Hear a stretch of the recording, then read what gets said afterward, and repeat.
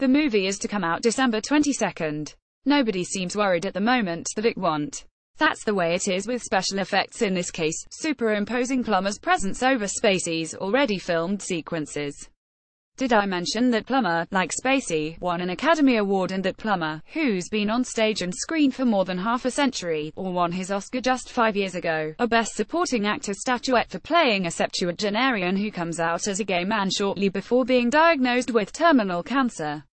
Spacey, 58, who came out as gay right after the first allegation of sexual harassment was reported last month, won his Supporting Actor Oscar in 1996 for The Usual Suspects and a Best Actor Oscar 4 years later for American Beauty. The comparisons above aren't that important. But this is Plummer should have been the original choice to play Getty, and all other considerations should have been eliminated at the start. And here is why I know that most, if not all of you, know Plummer best perhaps solely as the brooding, strapping patriarch of the Von Trapp family in 1965's box office champ and boomer touchstone, The Sound of Music.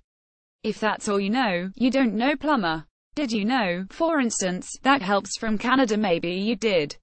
But did you also know he's been acting on stage in America since Eisenhower was president, making his New York Broadway debut in 1953, and that 20 years later, he gave a Tony-winning lead performance in the title role of Cyrano the musical and won raves a few years later for his Iago, against James Earl Jonas Othello on Broadway? Of course you don't. All you hear is the song Edelweiss when you think of him, and, by the way, that wasn't even his voice singing that song in the movie. It was the late voice actor Bill Lee. Plummer is what those in his profession label an actor's actor, someone who is up for just about any role in any venue or medium.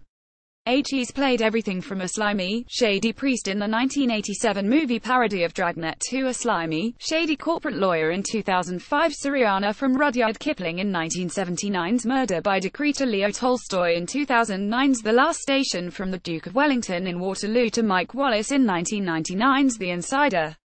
This doesn't even begin to mention the dozens of Shakespearean roles he's played on both sides of the Atlantic and the several dozen television shows he's worked on.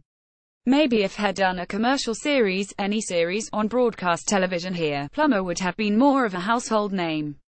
Instead, he's had one of the most enduring and sturdy careers of any actor in this century or the last. Now, he's an afterthought, a special effect. I'm guessing this doesn't bother him at all. Given his exemplary life and work, it should kind of bother the rest of us.